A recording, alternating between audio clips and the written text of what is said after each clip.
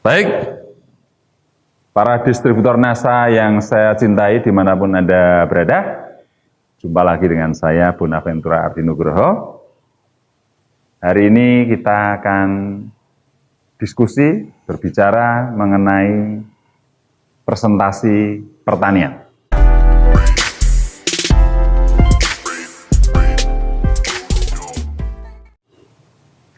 Mungkin Anda semua, ya, ada beberapa distributor NASA yang tinggal di daerah perkebunan, di daerah pertanian, baik itu tanaman pangan, tanaman hortikultura, dan sebagainya. Nah, ada teknik bagaimana menjelaskan kepada para petani kita, para pekebun kita, ilmu tentang budidaya tanaman secara umum. Baik, malam ini kita akan bicara detailnya, Bapak Ibu. Nah, dasar dalam ilmu budidaya, Bapak Ibu bisa lihat di gambar ini, ya. Sebuah tanaman, apapun tanamannya, ya, entah itu tanaman pangan, tanaman buah, hortikultura, perkebunan, dan sebagainya. Prinsipnya ada beberapa hal yang harus dilakukan, yang harus dipenuhi kebutuhannya, agar dalam berbudidaya tanaman ini kita bisa berhasil. Ya, ukurannya berhasil adalah tumbuhannya bisa tumbuh dengan subur secara vegetatif, dan akhirnya secara generatif, artinya panennya juga sangat melimpah, baik dalam jumlah tonase, kemudian juga rasanya, penampilannya, mungkin juga keawetannya, dan kandungan nutrisi apa yang kita panen. Nah, semua itu membutuhkan beberapa parameter yang harus dipenuhi oleh petani, atau beberapa kebutuhan tanaman yang harus dipenuhi supaya tanaman bisa memberikan hasil yang memuaskan. Nah, yang pertama Bapak Ibu, ya, dalam hal menanam, yang pertama kali yang terpenting adalah bicara soal benih atau bibit. Ya, bedanya benih dan bibit. Kalau benih itu bentuknya biji, ya, bentuknya biji. Ya, nanti kita tanam. Nah, ini benih. Tetapi kalau bibit itu sudah dalam bentuk tanaman kecil, ya. Itu bibit, ya, harus dibedakan. Kalau benih masih dalam bentuk biji, kalau bibit sudah dalam bentuk tanaman tapi masih kecil. Supaya kita berhasil dalam budidaya, benih ini perannya sangat besar. Ketika Anda salah memilih benih, Anda salah memilih bibit, maka hasilnya juga tidak akan optimal. Ya.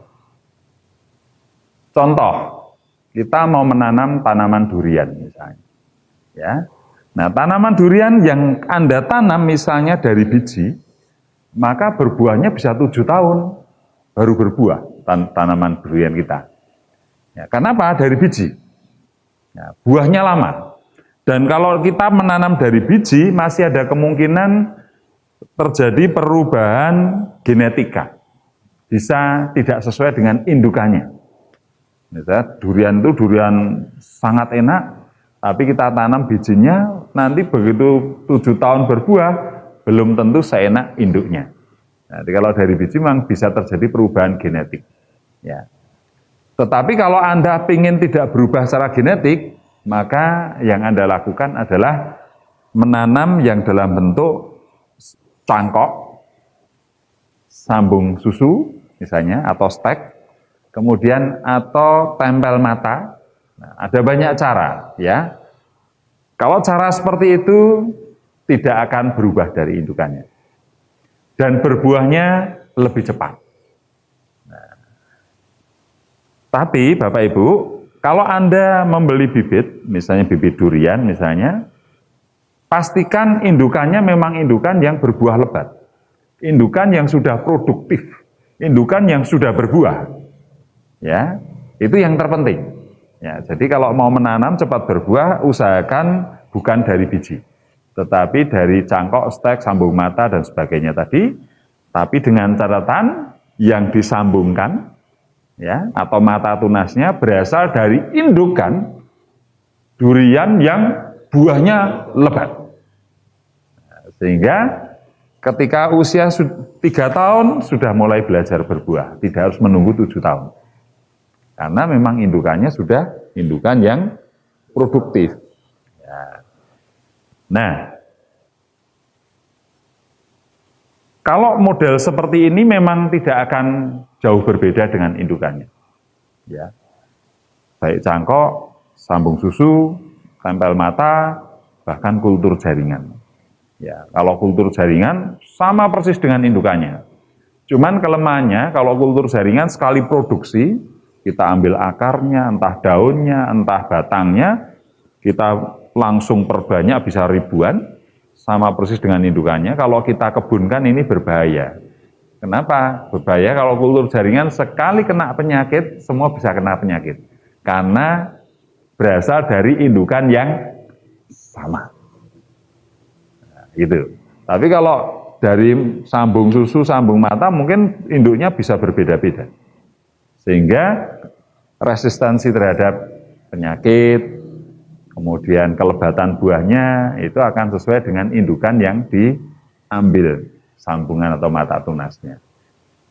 Nah itu. Kemudian hati-hati mata tunas atau sambungan ini pastikan dari batang yang produktif, bukan batang air. Ya, kalau batang air biasanya produksinya juga rendah. Nah, misalnya kalau kita bicara durian, batang yang bukan batang air biasanya pertumbuhannya 4 penjuru mata angin. Ya, yang ke sana ada, ke sini ada, ke samping ada, ke samping kiri ada. Tapi kalau bentuknya ngipas itu biasanya dari batang air. Ya, sehingga produktivitasnya juga tidak terlalu bagus. Nah, ini yang namanya ilmu pembibitan, ilmu bibit. Ya, termasuk padi. Ketika Anda menanam padi, pastikan padinya dari padi yang indukannya bagus, varietasnya unggul, bernas. Kalau gabuk, ya tidak akan tumbuh. Kalau setengah gabuk, pasti jelek juga hasilnya. Cabai pun demikian. Maka kalau kita melakukan pembibitan, meskipun Anda beli benih yang unggul, yang sudah amplopan itu dengan merek yang terkenal, jangan serta-merta bahwa itu pasti baik, belum tentu. Caranya ngetes baik sederhana, kadang-kadang cuma direndam pakai air, yang tenggelam yang Anda tanam, yang terapung jangan ditanam. Itu benihnya jelek. Ya, seperti itu. Memilih benih ikan kalau bagi para peternak, itu sederhana caranya. Anda beli benihnya, Anda buat air di ember, Anda putar airnya, kemudian lepaskan benih itu. Kalau benih ikan itu melawan arus, dia sehat. Tapi kalau dia mengikuti arus, benih itu kurang sehat. Nah, misalnya seperti itu. Ini teknik-teknik pemilihan benih, bibit dan sebagainya, Bapak Ibu harus menguasai. Karena keberhasilan sebuah budidaya, benih atau bibit ini sangat menentukan hasil.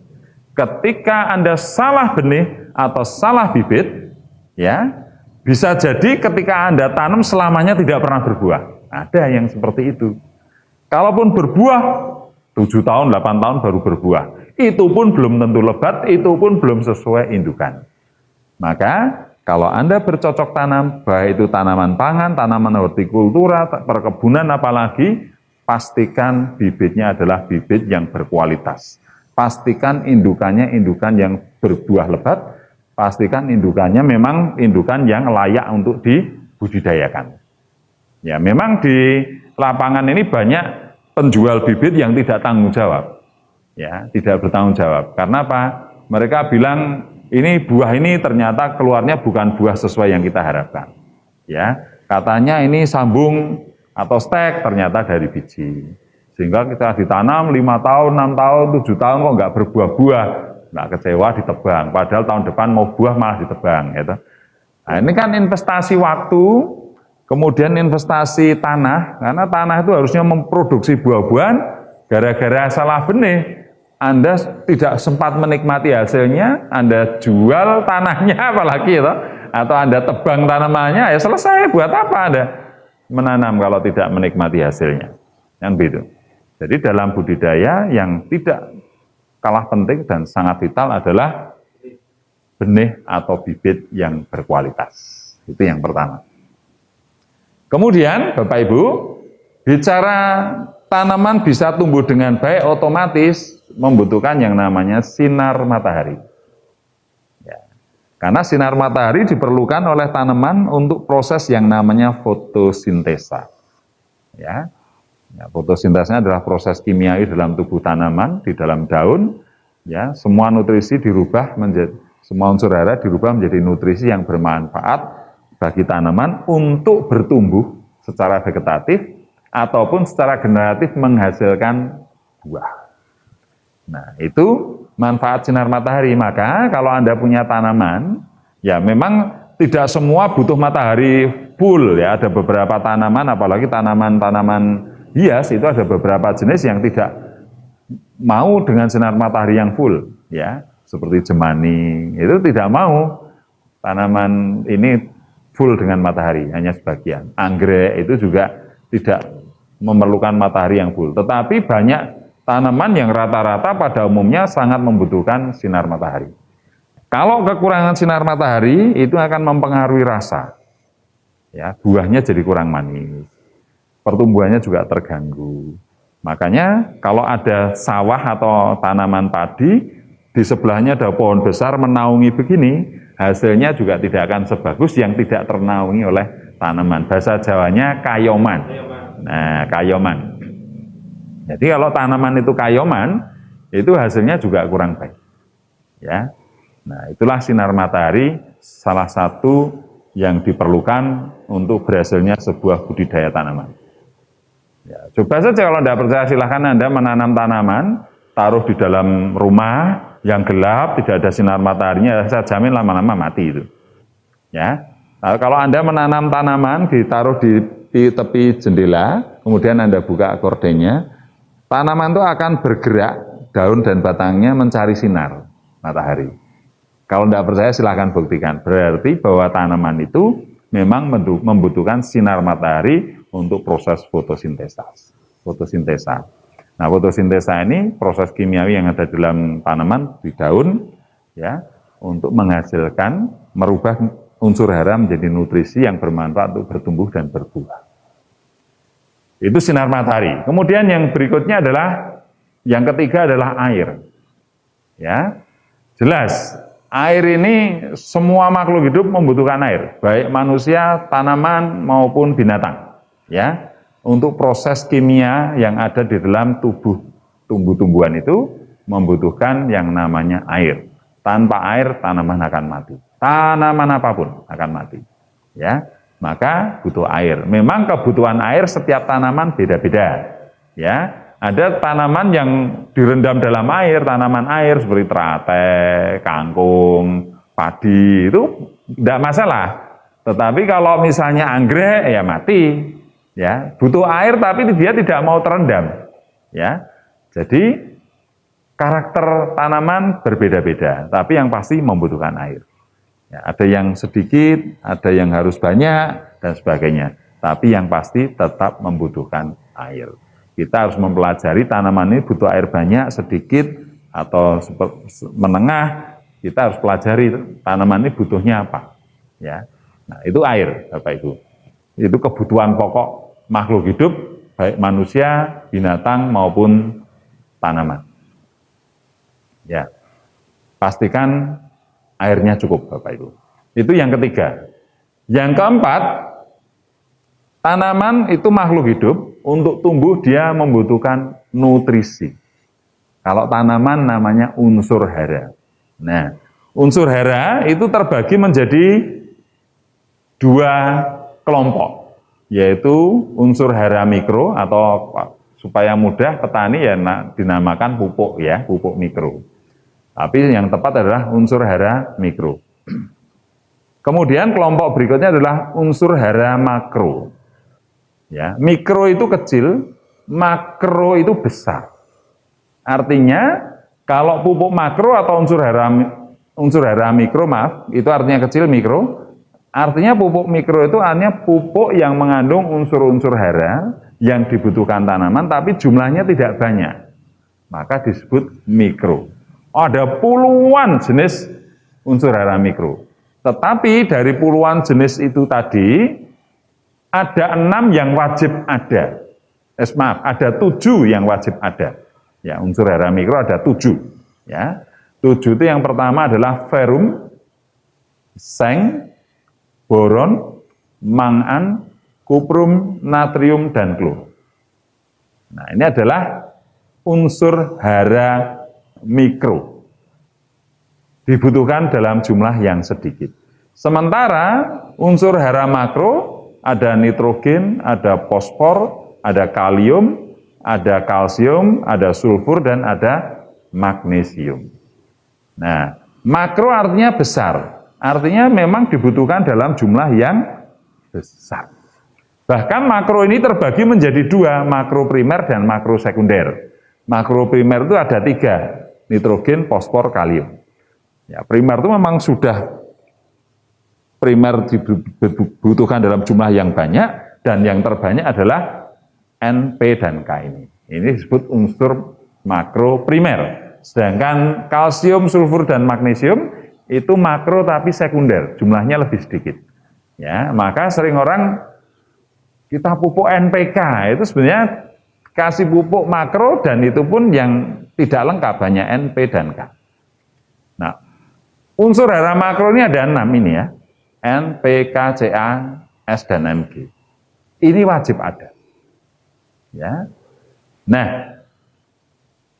6 unsur makro dan 7 unsur makro ini, jumlahnya ada 13 ini, ya.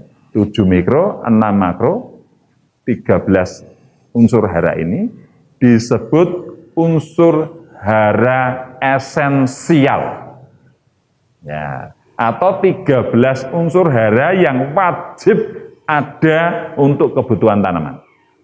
Kalau sampai salah satu tidak ada, maka tanaman akan mengalami yang namanya malnutrisi, kekurangan gizi. Nah, kalau tanaman kekurangan gizi, akibatnya pertumbuhannya lama atau kerdil, ya, kemudian mudah terserang penyakit. Yang ketiga, buahnya juga tidak lebat, bahkan sebelum matang sudah pada rontok, ya, sudah pada rontok, baru bunga kadang-kadang sudah rontok, belum sempat mentil sudah rontok, ya. Kemudian tanaman ini, ya, kelihatan tidak sehat. Buahnya juga mudah busuk. Gizinya juga rendah. Karena memang unsur hara yang ada di dalam tanaman itu kekurangan. Ya. Sehingga gara-gara pupuknya yang tidak lengkap, sudah tidak lengkap, kurang lagi, ya toh? Nah, ini yang membuat tanaman kita menjadi parah, baik secara vegetatif maupun generatifnya, pertumbuhan badan ataupun dalam hal menghasilkan buah. Nah, pupuk mikro ini supaya Anda mudah mengingat, kita sebut sebagai lauknya tanaman. Ya. Sementara unsur hara makro ini supaya Anda juga mudah mengingat, kita sebut nasinya tanaman. Ya. Maka seperti kita untuk sehat butuh nasi dan lauk. Tanaman juga membutuhkan nasi dan lauk. Nah, lauknya minimal ada 7, nasinya ada 6. Nah, 7 dan 6 adalah 13 unsur hara esensial, wajib ada. Kekurangan salah satu unsur saja, maka tanaman akan mengalami yang namanya malnutrisi. Ya. Nah, maka dalam berbudidaya tanaman, usahakan pupuknya minimal 13 unsur hara itu harus ada. Ya. Pupuk makro atau nasinya tanaman ini kebanyakan ada di pupuk pabrik, ya, yang dihasilkan oleh pabrik-pabrik besar, entah itu Kujang, entah itu petrokimia, atau pupuk Kaltim dan sebagainya. Mereka memproduksi pupuk makro kebanyakan, ya, N, P, K, C, A, M, G, S dan seterusnya. Dan biasanya Karungnya itu ada tertera kandungan dan persentasenya. N-nya berapa, P-nya berapa, K-nya berapa. Nah, jadi nasinya tanaman inilah yang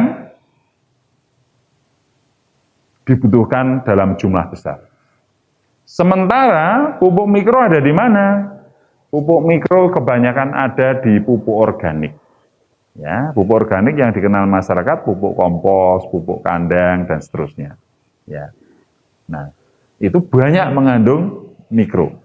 1 ton pupuk kandang itu kalau diteliti ternyata mengandung hanya 1 kilogram unsur mikro. Jadi 1 ton pupuk kandang itu kandungannya hanya 1 kilogram lauknya tanaman. Ya, jadi kalau ada sebuah truk membawa 4 ton pupuk kandang itu sama aja membawa 4 kilogram unsur mikro. Ya. Dan makronya sangat sedikit, makronya. Ya, makronya. Sehingga kalau kita menanam hanya dengan pupuk organik saja,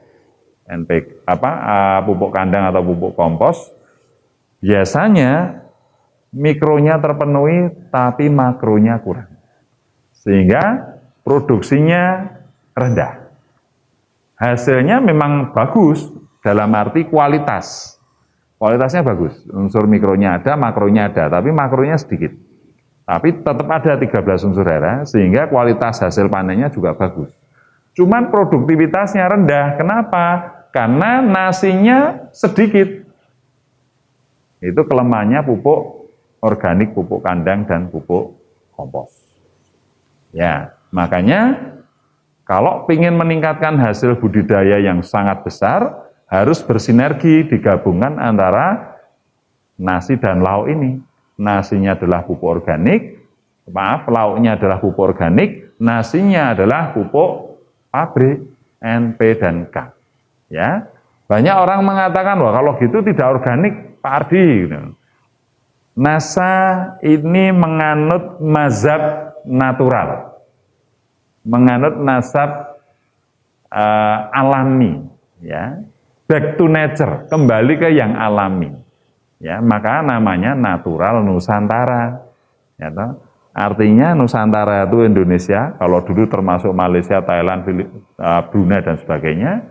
Nah, natural itu kembali ke alam. Kembali ke hal-hal yang alami. Karena dunia kita ini, negara kita ini tanahnya sudah rusak. Ya, sudah tidak alami karena memakai pestisida kimia dan sebagainya. Nah, kita kembali ke alami, back to nature. Back to nature itu lebih luas artinya dibandingkan back to organik. Kalau organik itu bagian dari nature, bagian dari alami. Tetapi alami tidak harus organik. Contohnya, misalnya batuan fosfat, P2O5, dari batuan untuk memproduksi P kandungan fosfor ini. Nah, tidak organik, tetapi alami. Nah, itu ya, bisa membedakan ya Bapak Ibu ya. Jadi organik itu bagian dari alami. Tapi alami tidak harus organik. Nah, NASA ini mengikuti mazhab alami. Ya, otomatis organik ada di situ. Nah, karena mazhabnya adalah mazhab alami, nature, ya, sesuai namanya natural Nusantara, kita tidak bermusuhan dengan pupuk pabrik. Justru kita harus bersinergi dengan pupuk pabrik, baik itu pupuk petrokimia, kujang, maupun kaltim, dan sebagainya, bersinergi dengan pupuk pabrik makro tadi, maka hasilnya bisa 3 kali, 4 kali lipat, dibandingkan hanya menggunakan pupuk organik saja. Produktivitasnya luar biasa. Kandungan gizinya juga luar biasa. Ya. Jadi misalnya sawah, itu kalau hanya memakai pupuk kompos, pupuk kandang, mungkin hasilnya maksimal hanya kurang lebih 7 ton. Itu harus pupuk kandangnya harus banyak itu. Kalau hanya ala kadarnya mungkin hanya 4 ton. Memang itu organik, rasanya enak. Tetapi ya maksimal hanya di situ. Tetapi kalau kita menggunakan pupuk organik yang cukup, pupuk makronya juga cukup, ya, memenuhi kebutuhan optimal dan lengkap, padi ini bisa panen 15 ton, 16 ton, 20 ton, bahkan pernah terjadi 21 ton. Ya, itu tidak mungkin dicapai kalau kita hanya organik 100%. Ya, maka harus bersinergi antara organik dan anorganik. Ya, yang penting masih alami. Ya, masih alami sehingga produktivitas bisa meningkat. Itulah kenapa dulu Indonesia tahun 86 dapat penghargaan swasembada pangan dari FAO, Badan PBB. Ya, tahun 86. Kenapa? Karena waktu itu para petani hanya memakai pupuk kandang, pupuk kompos, dan seterusnya. Kaya dengan mikronya. Begitu dikenalkan dengan pupuk makro, dengan intensifikasi pertanian zaman Orde Baru Pak Harto waktu itu ya, ada bibit varietas unggul Tanwer, intensifikasi pertanian dalam bentuk pemupukan makro, dan seterusnya. Zaman dulu orang pada nggak mau, ya, zaman Orde Baru, ayo pakai pupuk makro pada tidak mau. Ya karena mereka takut, biasanya pakai pupuk kandang, pupuk kompos. Tapi waktu itu oleh pemerintah dipaksa, bahkan sedikit agak keras memaksanya, pakai senjata. Ya. Dan semacam dipaksa. Nah petani waktu itu merasa terpaksa, pakai. Dan ketika dipakai hasilnya luar biasa. Yang awalnya dipaksa, akhirnya menjadi biasa dan ketagihan. Nah itu petani kita dulu. Nah ketika pupuk makro ini sudah disosialisasikan kemana-mana, makro mikronya seimbang, langsung terjadi ledakan produksi. Indonesia swasembada beras. Dapat penghargaan dari PBB, Badan Pangan Internasional ya, FAO. Nah, itu karena itu tadi. Ya, nanti akan kita diskusikan lebih lanjut mengenai itu.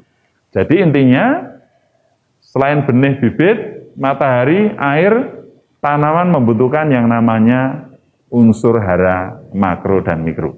13 unsur hara esensial. Ya. Nah, setelah unsur hara makro mikro, tanaman juga membutuhkan yang namanya ZPT. Apa itu ZPT? Zat perangsang tumbuh. Untuk pembelahan sel, memperpanjang sel, ya, memperbesar sel, dan seterusnya, itu membutuhkan yang namanya zat perangsang tumbuh. Nah, zat perangsang tumbuh itu ada gibberellin, ada auksin, ada sitokinin. Ya. Nah, sitokinin itu bisa mempengaruhi pertumbuhan akar sekaligus buah. Auksin lebih banyak ke pertumbuhan vegetatif, sedangkan gibberellin itu lebih banyak untuk melebatkan buah. Ya. Nah itu peran dari ZPT, makanya ketika kalau Anda mengamati tanaman baru bertumbuh itu, pertumbuhannya bagus, ya, pada ujung-ujung tanaman yang bertumbuh ini kandungan ZPT-nya tinggi. Maka kalau kita semprot dengan hormon ZPT-nya NASA, ya, maka pertumbuhannya akan cepat vegetatifnya. Nah itu. Ya, jadi memerlukan zat perangsang tumbuh. Nah, dengan kondisi organik, maka mikroorganisme di dalam tanaman ini, di dalam media tanam, ya, tanah, itu akan terjadi keseimbangan. Ya. Nah, itu. Nah, kalau semua parameter ini sudah dipenuhi, Bapak Ibu, maka tanaman ini akan tumbuh dengan baik, ya, baik secara vegetatif maupun secara generatif. Ya, jadi parameter-parameter ini yang harus diperhatikan oleh para petani kita. Baik, berikutnya, nah, kita sangat prihatin karena sejak intensifikasi yang diterapkan zaman Orde Baru, ya, dengan harus memakai pupuk pabrik, dan ketika dipakai pupuk pabrik, makro tadi, hasilnya luar biasa. Wah, panennya luar biasa. Tapi ada sesuatu yang luar biasa yang menyebabkan tanah kita rusak. Coba Anda bayangkan ya, Anda petani biasa pakai pupuk organik, hasilnya misalnya 4 ton. Tiba-tiba dipaksa pakai pupuk pabrik. Saya coba pakai pupuk pabrik, hasilnya menjadi 10 ton. Sudah pasti kita akan senang ya, karena hasilnya meningkat jauh. Tapi kalau tidak ada pendidikan yang benar, terjadi perubahan pola pikir petani. Ternyata pupuk pabrik lebih bagus daripada pupuk kandang atau pupuk kompos. Maka dia mulai meninggalkan pupuk kandang, pupuk kompos. Dia hanya pakai pupuk pabrik saja. Gitu ya. Nah, jadi sementara ketika panen, tanaman ini mengkonsumsi 13 unsur hara, betul ya?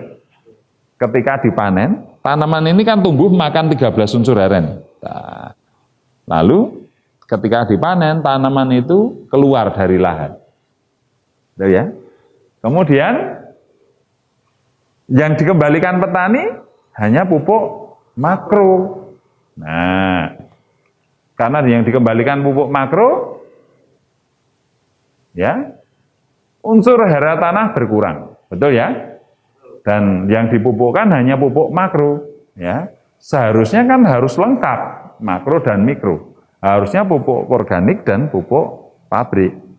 Tapi karena terjadi perubahan mindset tadi, dikira bahwa pupuk pabrik lebih bagus daripada pupuk organik, maka ini ditinggal. Nah, artinya tanah itu hanya diberi nasi, sementara tanaman mengambil nasi dan lauk. Ya. Nah, sehingga ya karena hanya dikasih urea, TSP, KCl, NPK hanya 3 unsur saja, maka kekurangan unsur hara esensial ini, Bapak Ibu. Ya. Coba, 13 yang diambil oleh tanaman, yang dikembalikan cuma NPK. Ya, mikronya sama sekali tidak, makronya hanya 3, NP dan K. Sementara Ca, kalsium, magnesium, sulfurnya tidak diberikan. Sehingga butuh 13, yang dikembalikan cuma 10. Betul ya? Yang dikembalikan 3, kekurangannya 10. Ya, itu ya. Jadi yang dikembalikan cuma 3, wah, konsentrasi nih berarti mendengarkan betul nih masalah ini. Ya, jadi yang dipupukkan hanya 3, kekurangannya 10. Betul ya? Nah, terus karena kekurangan 10, sementara tanaman mengambilnya 13. Betul ya? Dipanen 13 unsur hara keluar. Kemudian dipupuk lagi, pupuknya hanya NPK saja. Ya toh? Tanaman ngambil 13 unsur hara. Panen keluar 30 unsur hara. Yang dikembalikan 3 lagi. Lama-lama apa yang terjadi? Lama-lama tanah yang dulu melimpah, ya, unsur hara, ya, sekarang menjadi defisit, kekurangan unsur hara mikro, ya. Dulu melimpah unsur hara mikro karena petani pakai pupuk kandang, pakai pupuk kompos, kandungan mikronya tinggi, lauknya melimpah, ya. Tapi begitu proses ini terjadi, tanaman mengambil 13 unsur hara, panennya keluar, yang dikembalikan cuma NPK. Yang 10 tidak dikembalikan. Sementara tanaman menyerap lagi 13. Panen keluar, berarti 13 unsur hara keluar dari lahan. Yang dikembalikan NPK lagi. Panen mengambil lagi tanaman tadi, 13 unsur hara. Panennya keluar. Kembalikan 3 lagi. Lama-lama tanah pertanian kita ini kebanyakan NPK, ya, tapi defisit 10 unsur makro dan mikro tadi, ya, ya, makronya kalsium, sulfur, dan magnesiumnya tidak dikembalikan, yang 7 tadi, unsur mikronya tidak dikembalikan, akhirnya tanah itu defisit, ya, produksi malah terus menurun, sehingga habis swasembada beras, dapat penghargaan FAO malah turun. Karena terjadi perubahan budaya pemupukan dari pupuk organik dirubah menjadi makro. Padahal yang benar, dua-duanya dipakai, makro dan mikronya. Itu. Dan cilakanya lagi, ya toh, terjadi defisit unsur makro, 3 makro dan 7 mikro. Tanah ini juga mengalami pengerasan karena adanya residu pupuk kimia.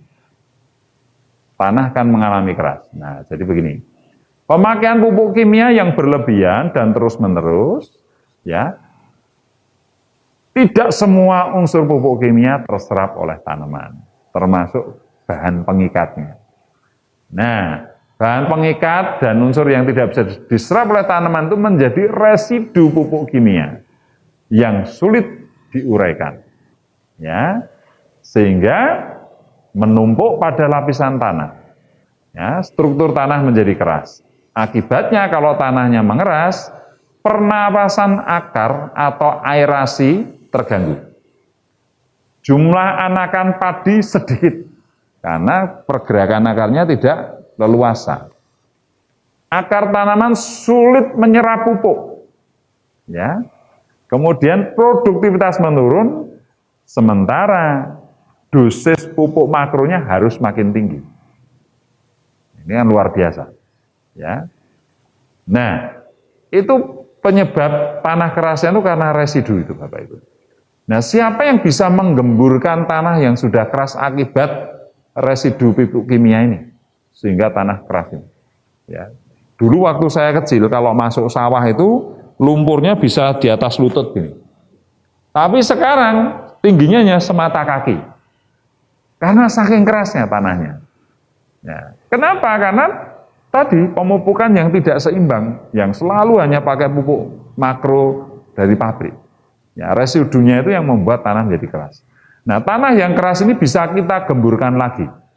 Caranya diberikan yang namanya asam organik. Ya, asam organik ada dua, ya, antara lain ya. Ada dua antara lainnya yaitu asam sulfat dan asam humat. Ya, makanya kalau banyak asam humatnya itu banyak orang kalau zaman dulu tanahnya berhumus. Itu artinya kandungan asam humatnya tinggi. Nah, itu yang menggemburkan tanah ini. Nah, asam humat dan sulfat ada di mana? Ada di pupuk organik. Pupuk kandang, pupuk kompos, dan seterusnya. Itulah kenapa kalau petani kita dalam pemupukan bisa seimbang antara pupuk makro dan mikro yang ada di organik dan pupuk pabrik itu disinergikan, maka tanahnya akan tetap gembur. Kemudian unsur makro-mikronya lengkap, ZPT-nya juga tinggi, maka produktivitas menurun. Tetapi kalau hanya pupuk pabrik saja, apalagi cuma 3 NP dan K, sudah saya pastikan kekurangan unsur hara. Tanaman malnutrisi. Diperparah lagi, tanahnya mengeras. Tanah mengeras tadi, pernapasan akar terganggu, jumlah anakannya juga menjadi sedikit, akar tanaman sulit menyerap pupuk, ya, pergerakannya juga sulit, produktivitas menurun, dan dosis pupuknya malah kebutuhannya makin tinggi, kebutuhan pabriknya, kebutuhan pupuk pabriknya. Nah, ini yang terjadi di dunia pertanian kita, Bapak Ibu. Ya. Nah, tanah keras, ya, plus miskin unsur hara, itu yang terjadi, Bapak Ibu. Yang terjadi di dunia pertanian di Indonesia, terutama lahan-lahan sawah kita. Ya, sudah tanahnya mengeras, kemudian miskin unsur hara mikro. Ya, miskin unsur hara mikro. Maka solusinya, ya, solusinya kita harus kembali ke pupuk organik, entah itu pupuk kandang, entah itu pupuk kompos. Kalau pupuk kandang berasal dari binatang, kotoran binatang. Kalau pupuk kompos berasal dari tanaman-tanaman atau bahan-bahan organik yang dibusukkan, ya, mengalami dekomposisi.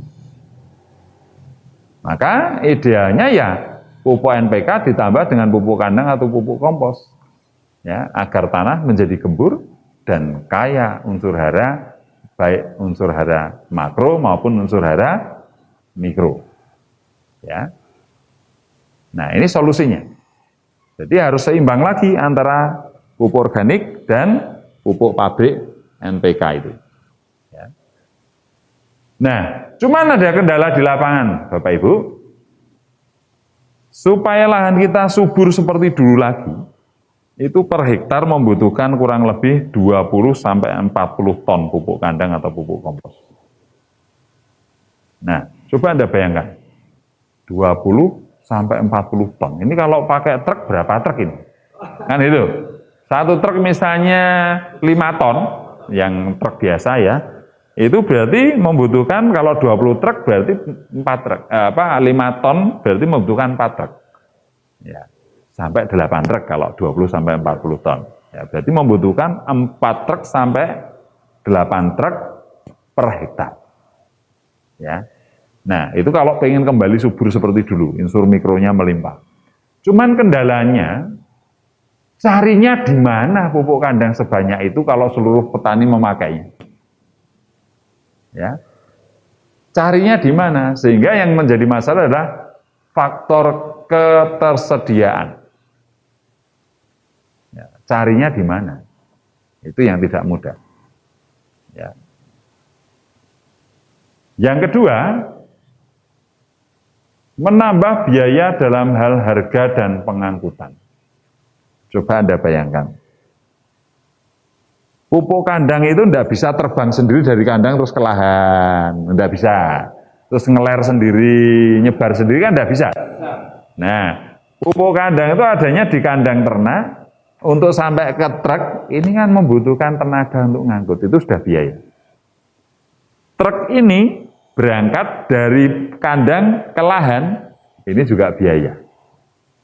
Kalau sewa berapa? Belum solarnya, belum sopirnya, gitu. Belum tenaga angkat dari kandang ke truk. Truk ini berjalan sampai lahan, nggak mungkin truknya tumpah sendiri gini kan enggak. Pasti dibongkar, dan ongkos pembongkaran ini juga biaya lagi. Ya, diturunkan, kemudian ngeler ke lahan, menyebar ke lahan, itu juga biaya lagi. Sehingga kos operasionalnya sangat mahal. Ya, sangat mahal. Ini menjadi kendala, karena menambah biaya budidayanya menjadi sangat besar. Harga pupuk kandang sendiri berbeda-beda. Ya, dan lokasi jarak ini juga mempengaruhi. Kalau jaraknya cuma 10 kilo, beda dengan kalau jaraknya 50 kilo. Biayanya akan lebih mahal kalau semakin jauh. Apalagi kalau jarak jauhnya misalnya orang Dieng belinya pupuk kandang di daerah Imogiri, ya ini sudah 80 kilo, bahkan 100 kilo ini jaraknya. Wah, itu lebih mahal lagi biayanya. Ya. Nah, kalau cuma jaraknya dekat mungkin cuma diangkuti pakai sepeda atau pakai sepeda motor atau dipinggul, nah enggak masalah. Jadi kandangnya dekat lahan pertaniannya. Tapi kalau harus beli, nah ini menjadi masalah. Yang ketiga, memerlukan proses dekomposisi, jika belum selesai malah merugikan tanaman. Jadi bahan organik ini harus mengalami yang namanya penguraian oleh bakteri. Nah, proses penguraian ini disebut dengan dekomposisi. Ya, ini proses penguraian bahan organik menjadi bahan yang siap diserap oleh tanaman. Nah, proses penguraian oleh bakteri ini menimbulkan energi panas. Nah, kalau masih dalam proses belum bisa dipakai untuk pupuk. Ya, sehingga berbahaya.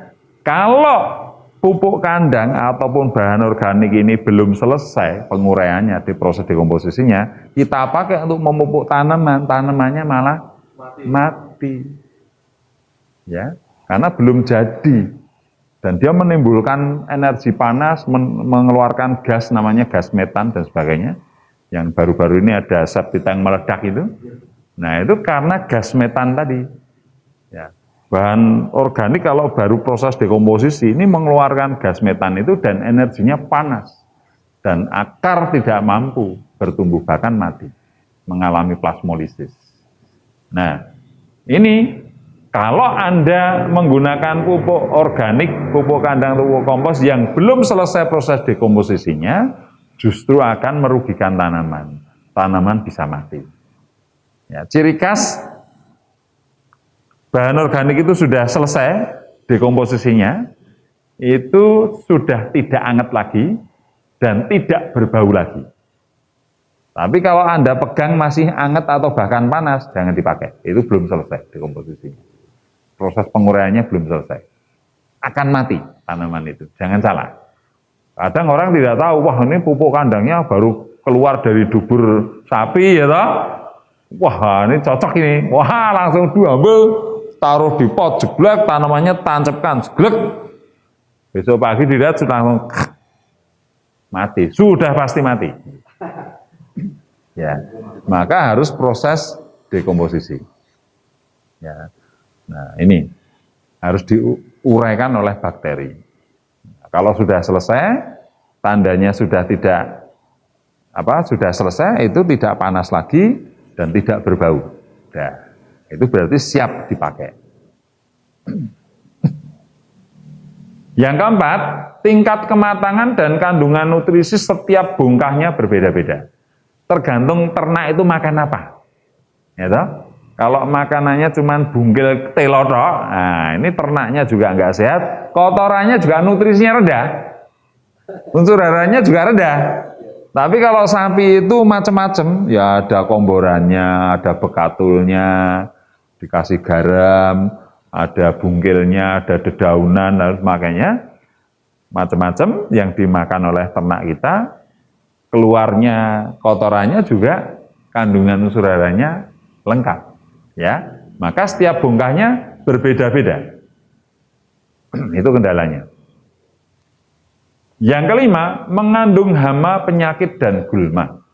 Ya, nah pupuk kandang kelemahannya itu, Bapak Ibu, mengandung hama. Misalnya, kotoran sapi itu media paling bagus uret, ya, uret. Ya, jadi kalau bahasa Jawa apa ya, yang suka di kelapa itu namanya wangwung kumbang, wangwung atau kumbang.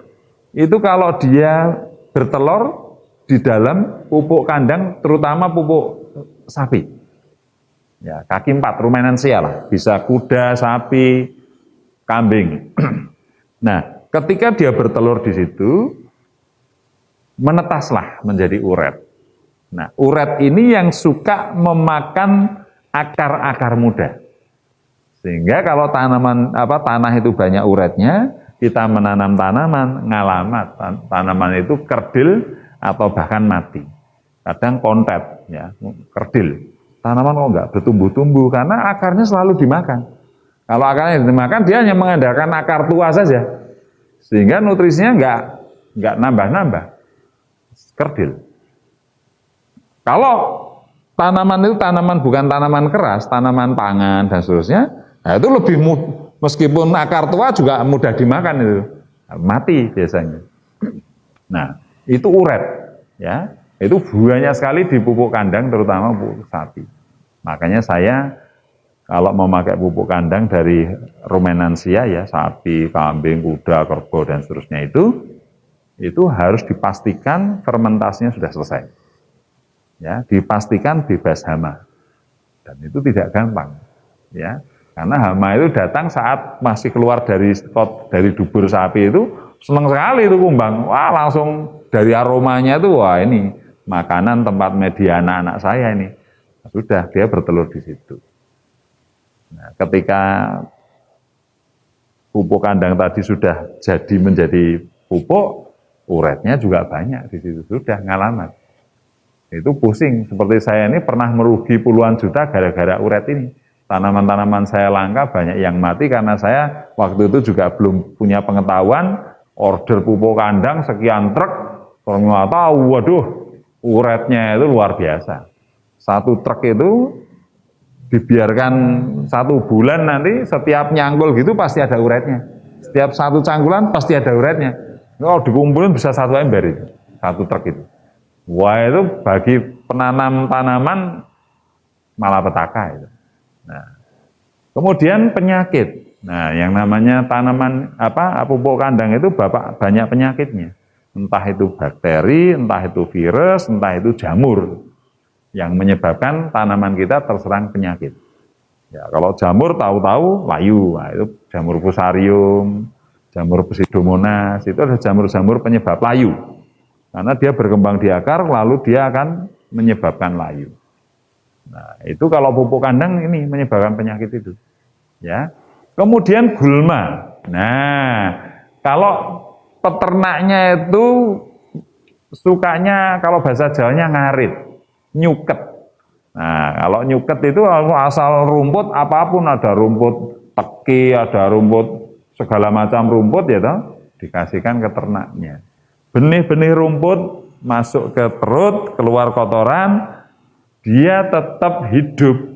Maka ketika kotoran itu selesai fermentasinya, dia tumbuh. Nah, jadi ada tanaman-tanaman tertentu yang tidak masalah dengan proses dekomposisi. Ya, nah, contohnya adalah rumput. Nah, itu. Nah, ketika dipakai tanamannya subur, rumputnya keluar semua itu. Nah, maka kalau memilih pupuk kandang, pilihlah dari ternak-ternak yang memakan dedaunan, bebas rumput, bebas gulma, dedaunan, atau memang rumput kolonjono, khusus kolonjono, kemudian komborannya pakai dedak, ampas tahu, dan sebagainya itu, kotorannya bebas gulma. Memang harus tahu kalau kita asal mupuk dari ternak yang nyuket tadi, ngerumput tadi, ya ngalamat sudah. Nah, itu pasti langsung gulmanya banyak. Mengandung logam berat. Ya, logam berat antara lain hidrargyrum, arsen itu adalah logam-logam berat. Dan ini sangat berbahaya. Ya, sangat berbahaya bagi tanaman. Ya. Bahkan ternaknya bisa mati kalau mengkonsumsi logam berat. Ya. Nah, solusinya ya dengan pupuk nasa. Ya, solusinya. Nah, 1 kilogram super nasa atau 1 kilogram power nutrisi, ini contohnya power nutrisi, itu setara dengan 1 ton pupuk kandang, 1 kilogramnya. Dalam hal unsur hara mikro. Itu ya, ini 1/4 kilo. Nah, super nasa yang ini juga 1/4 kilo, tapi yang ini 3 kiloan, Bapak Ibu. 3 kilo ini, ya. Nah, berarti 3 kilo super nasa ini setara dengan 3 ton pupuk kandang. Dalam hal unsur mikro, bukan makro. Nah, kalau makronya kita dapatkan dari pabrik, pupuk pabrik. Kebutuhan mikronya kita dapatkan dari nasa. Kalau cari pupuk kandangnya susah, ya toh? Dan memang faktanya susah.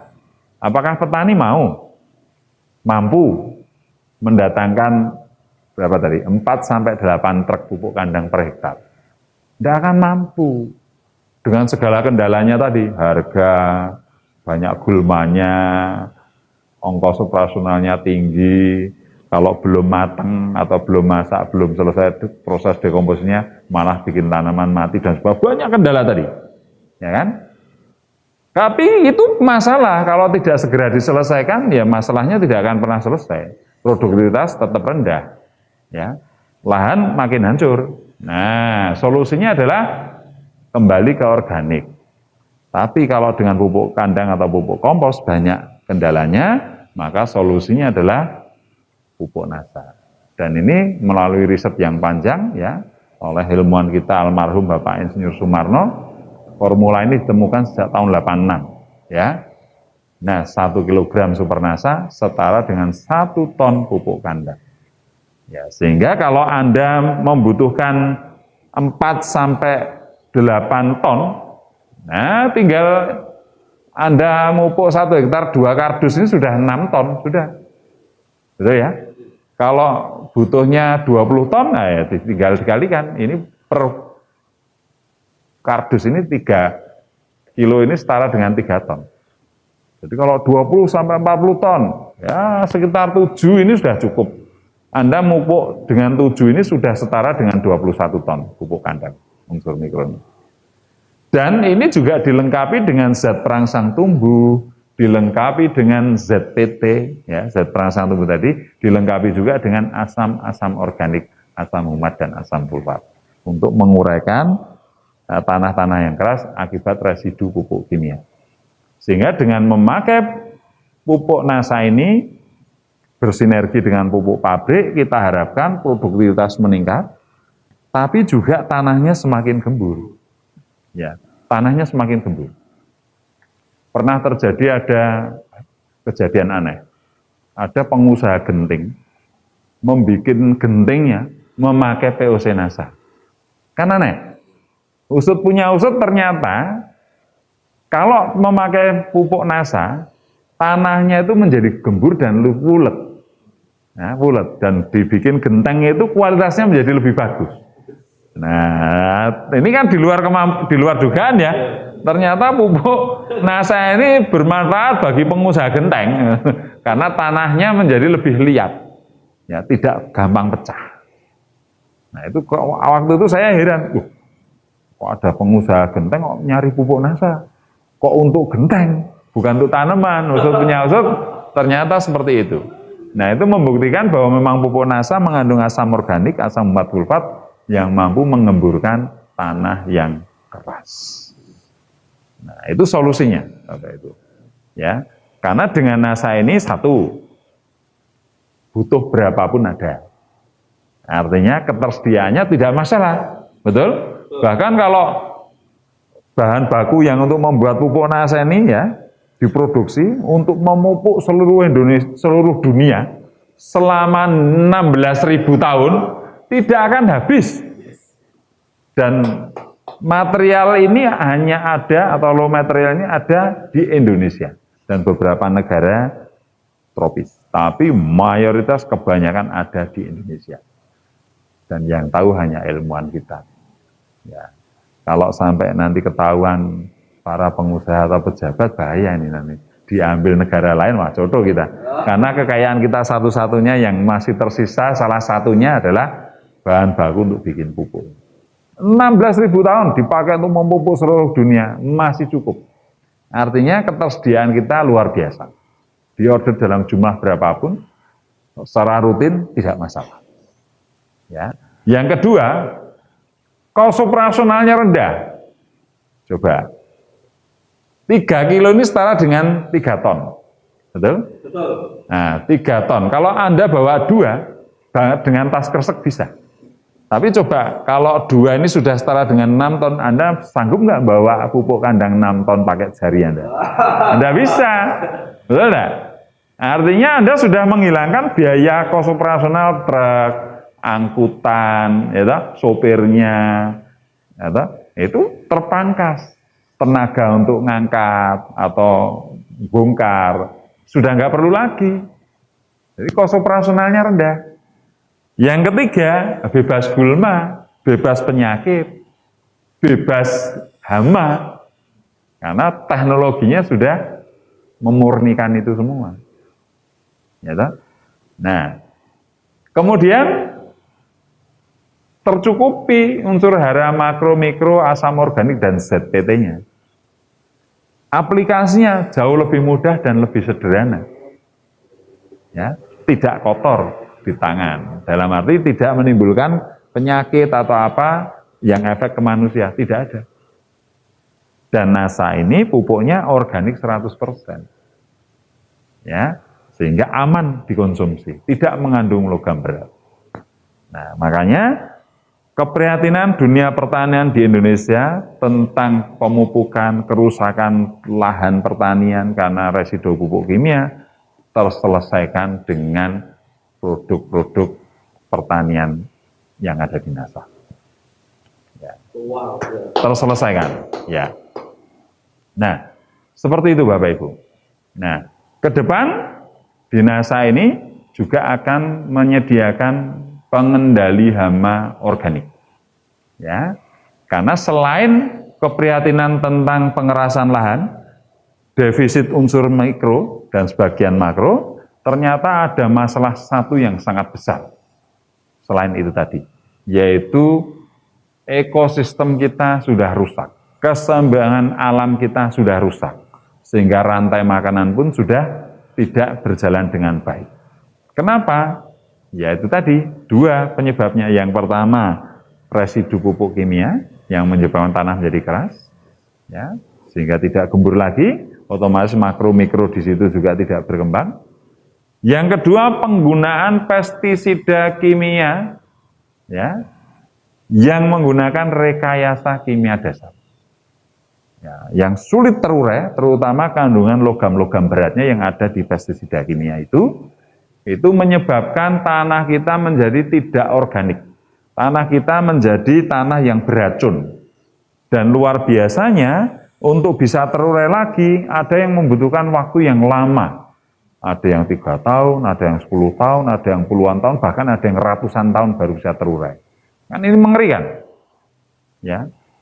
Sehingga dunia flora, fauna, makro maupun mikroorganisme itu menjadi tidak seimbang lagi. Mengerikan, Bapak Ibu. Ya. Coba, ketika kita memakai pestisida kimia, ya, kita semprotkan ini hama. Misalnya hama ulat misalnya. Kita semprot dengan dosis A misalnya. Banyak yang mati. Wah, petani puas. Wah, ampuh ini pestisidanya. Banyak yang mati ulatnya. Tapi perlu Anda tahu, kalau Anda amati, tidak semuanya mati. Atau pasti ada 1-2 yang tidak mati. Ya. Di sana juga disemprot, sana semprot, petani sana nyemprot. Masih ada 1-2 yang tidak mati, hanya semaput, hanya pingsan, kelenger lah bahasa Jawanya. Dan ketika mereka bangkit lagi, mereka kawin dan memberikan keturunan yang ketika disemprot dengan dosis A hanya kelenger tidak mati. Ya toh? Loh, kok pada nggak mati ya? Dosisnya ditingkatkan A+1 misalnya. Semprotkan, sana juga sama, ditingkatkan dosisnya. Semua petani meningkatkan dosis pestisidanya. Banyak yang mati, tapi tetap ada 1-2 yang hanya pingsan, hanya semaput, hanya kelenger, tidak mati. Akhirnya mereka beranak pinak lagi. Dosis A+1 semprotkan, tidak mati. Tambah lagi, A+2 semprotkan. Banyak yang mati, tapi tetap masih ada 1-2 yang tidak mati. Cuman pingsan, kelenger, semaput. Semprot A+2, nggak mati. Tingkatkan lagi A+3, dan seterusnya, dan seterusnya, dan seterusnya. Akhirnya, sampai biangnya disemprotkan pun tidak mati. Bahkan ulatnya diambil, taruh di pestisidanya, tetap luget-luget nggak mati. Ini artinya pestisida kimia yang terus-menerus ini menyebabkan hama resisten. Semakin kuat. Nah, ini yang mengerikan. Sehingga hama-hama yang resisten tadi berkembang. Bang. Ya. Nah, perkembangan ini yang mengerikan, menjadikan hama tahan terhadap pestisida. Semakin sulit untuk dibasmi. Ya. Nah, NASA mencoba menggunakan 2 cara. Menggunakan pestisida kimia, pestisida tetapi bukan kimia, tetapi organik. Ya. Nah, ke depan nanti akan muncul yang namanya pestisida misalnya Pestona, ada Pentana, ya. Nanti ini akan membasmi hama dengan pestisida organik. Tetapi juga ada pengendalian hama secara menyebarkan musuh alaminya, atau agensia hayati yang bersifat antagonis. Nah, contohnya misalnya wereng. Wereng ini bisa dibunuh dengan yang namanya jamur Beveria bassiana. Nah, awal-awal riset itu adalah, ini kok ada wereng yang mati kering ya? Mati kering. Dibawalah ke lab. Kenapa? Ini kok bisa mati? Ternyata di situ ada jamur yang membuat wereng itu mati. Ambil lagi wereng yang sehat. Tempelkan di wereng yang mati tadi, terkontaminasi jamur tadi, dia mati. Oh, ternyata jamurnya berkembang di wereng itu. Dan dia menghisap cairan tubuh wereng itu, sehingga wereng itu sekian hari mati kering. Seperti keripik, mati kering. Dan ternyata jamur itu yang menyebabkan si wereng itu mati. Maka dikembangkanlah jamur ini.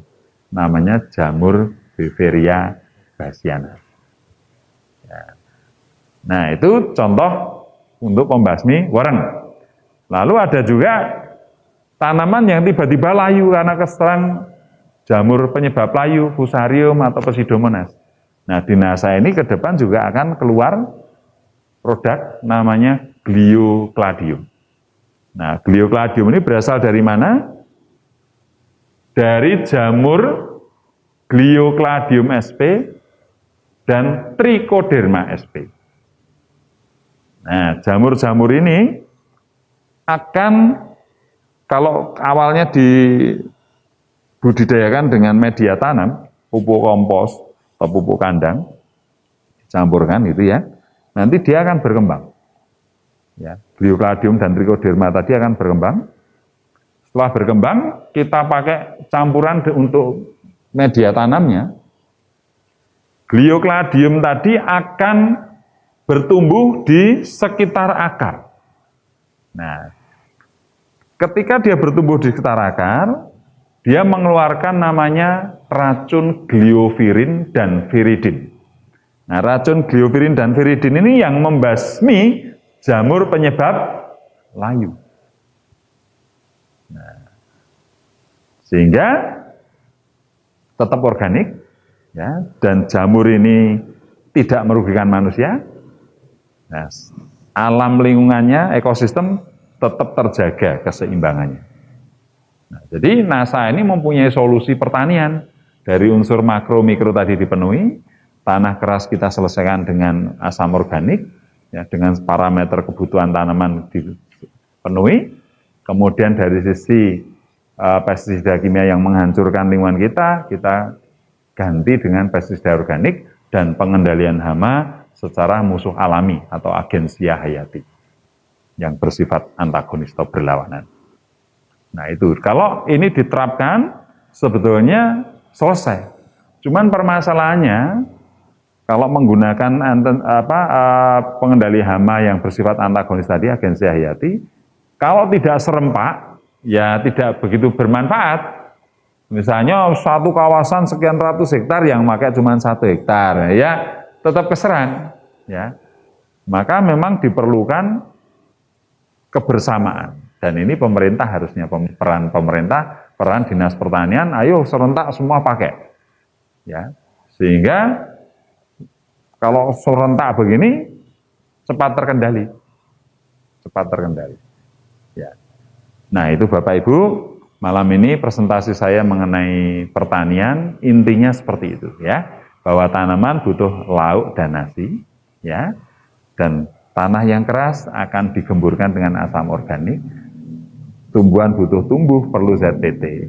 Nah, itu semua ada di pupuk NASA.